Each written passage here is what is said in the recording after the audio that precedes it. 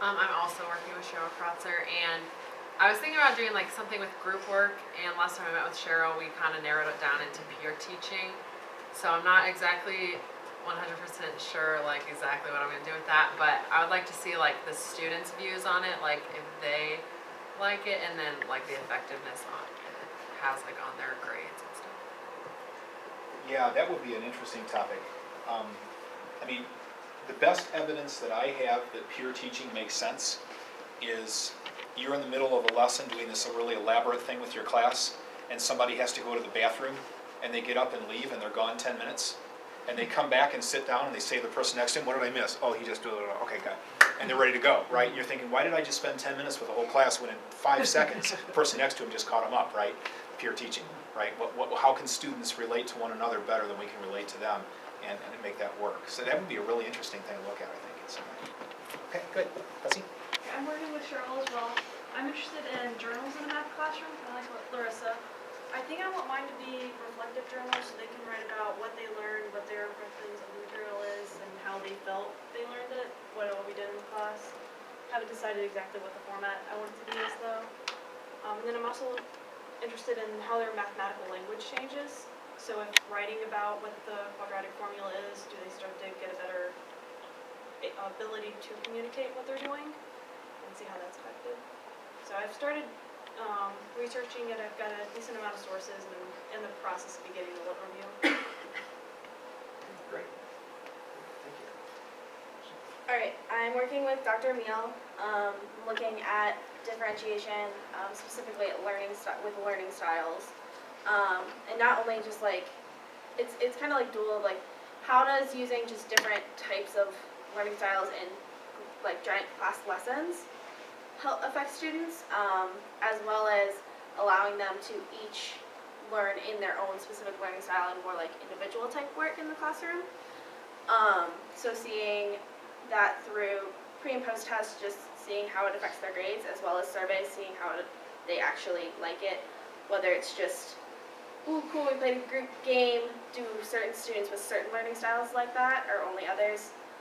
We're also looking at getting tests so that they can actually figure out what their learning styles are beforehand, so that they know, and I can actually look at that specifically.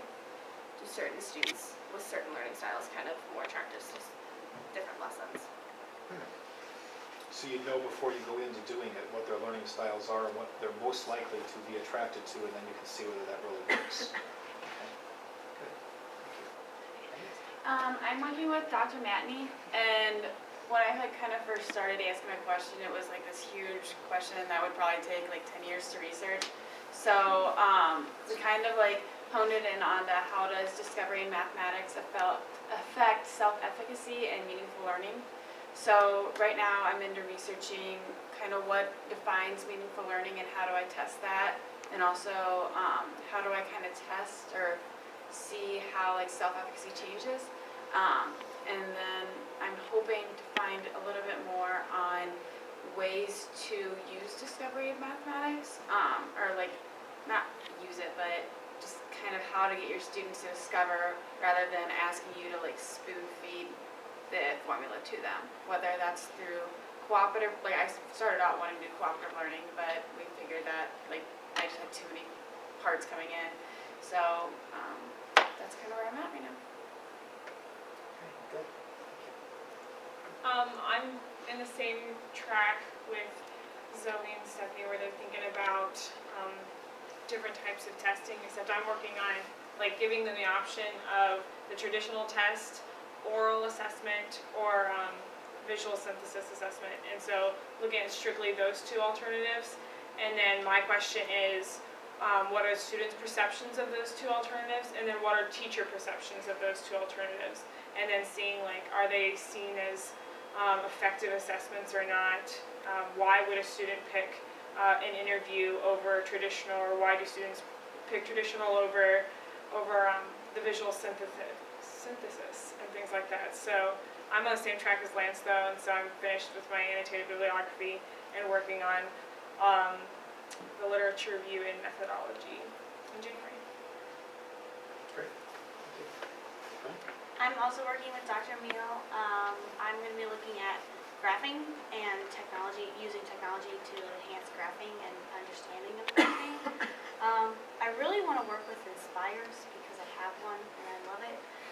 but actuality, and there's a lot of cool like classroom stuff that you can do with Inspires, as you know. But reality of that might be a little low. So I'm also going to be looking at like the 83s that most students have, and then also like GeoGebra, which is a free online program, which if you have a computer you can get. So that way I think it will cover all my bases pretty well. If you want to do anything with the Inspires, we have some, so you can always borrow those. And this is also just a reminder too to anybody, and I know I've said this before, but as we move on to next year, if there are materials or supplies that you need for your project that you don't already have or we don't already have access to, ask.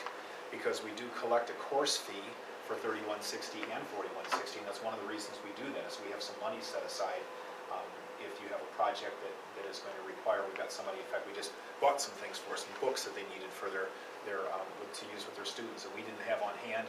They needed them to pull off the project, so we had money, course fee money that we could spend on that. If it's something like, Inspires, I've got, 25 or 30 of them in the office, you can borrow those and use them for a project. Or if it's something that we don't already own, we can either borrow it, buy it, whatever. So feel free to ask that. I know even sometimes people will give a survey, like you'll be doing a lit review, and you discover that there's this really cool survey on learning styles or something that's already out there, that already exists, and you don't want to reinvent the wheel, and you look it up and you discover that it costs $2 a student to administer that survey. And you got 30 kids in your class, it's going to cost $60. No problem, let us know, we'll pay the bill. That's what the money's for, okay? So don't let money or supplies get in the way. To a reasonable amount. But, yeah. So, I mean, seriously though, if you get, you got this idea, it is really hard to sometimes feel like our hands are being tied. We say, oh, that'd be really cool to do that, but there's no way that I could get those materials, or there's no way I can afford to buy that, or whatever. Well, that's what the money's there for. We got resources to help you. Okay, Ask the Mohicans. Okay, I'm working with Dr. Bostic, and I'm looking to see if teaching students multiple strategies or multiple representations increases their confidence in their mathematical abilities. And I have found my sources, and I'm just starting to read them. So. And the more sources you get, the more you kind of narrow that down to where you want to be.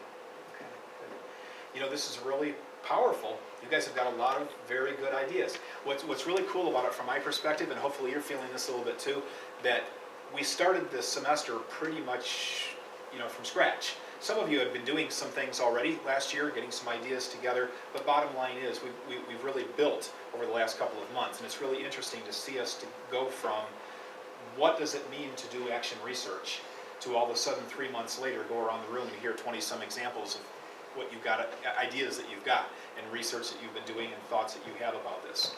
And that's part of the growth process. And I think the more we are in the classroom, the more we recognize that teachers are constantly researchers. There's always, bless you, there's always something more that you want to research, and you're thinking about using this kind of technology, or you're wondering what would happen if I tried this kind of assessment, or what happens if I put my students in small groups versus doing it, all these kind of different things. And we're always trying things out in our classes and trying to decide, is that working, is that a good way to do it, or isn't it? This unit that I was telling you about with exponential growth, I'm doing some things with my 8th graders this week and next week that I've never done before, ever. Because the Common Core for the accelerated 8th grade or honors level 8th grade math class calls for studying step functions and piecewise functions and exponential functions that I haven't traditionally done with my class. So I've come up with all kinds of different things I'm doing with them that we actually have an Inspire activity we're going to do one day. We did some M&M tossing yesterday. We got all kinds of stuff that I'm trying with them to get a sense of what these functions look like and why they behave the way they do. I'm trying stuff out. Some of it I'll probably toss, some of it I'll do again next year. I'll learn what works, what doesn't work. We're constantly evaluating as teachers what's the best way to do things. And the more systematic we are about designing how we're going to know whether our teaching approaches are effective, the better off we are. We become better researchers by doing something like this, and that eventually makes us better teachers. So it's exciting from my standpoint to see the kind of things that you're interested in. Just a quick review here. I brought, bring it with me. I brought my iPad with me, but it's on here. From your syllabus, just a reminder of where we go from here. We have this being our last session, so at this point, it basically pretty much gets turned over to you with your advisor to work through the next couple of months. Ironically, your final paper for this class is due 3 months from today. Now, 3 months sounds like a long time. 3 months will go really fast, okay?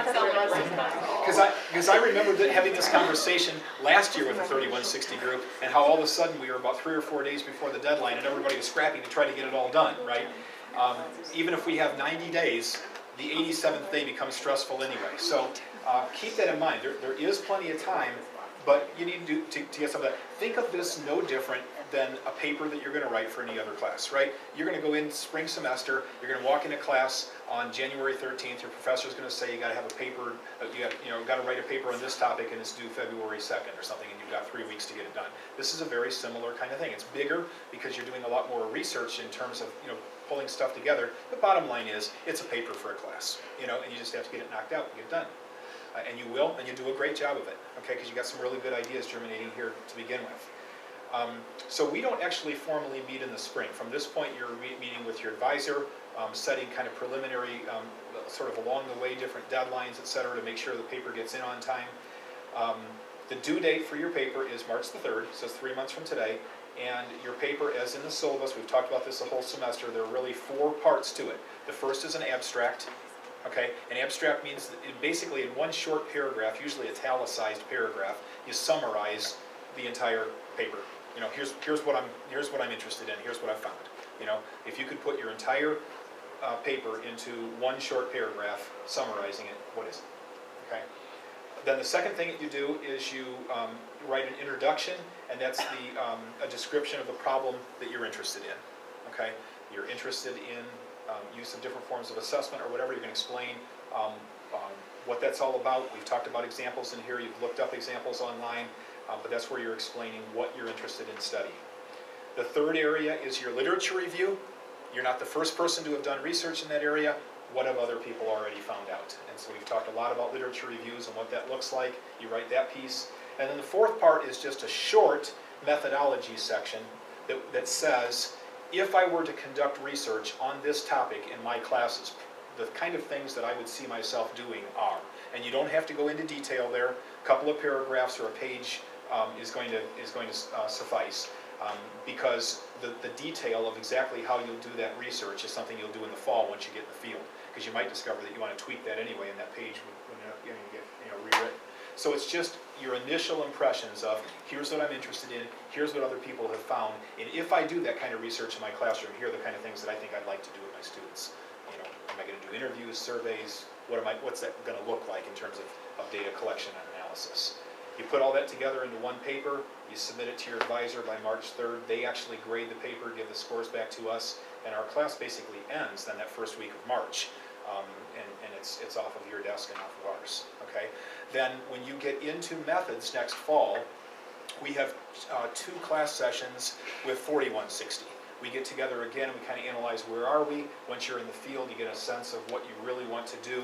We'll finish out, kind of flesh out the rest of a proposal, collect your data during your student teaching, and do a final paper.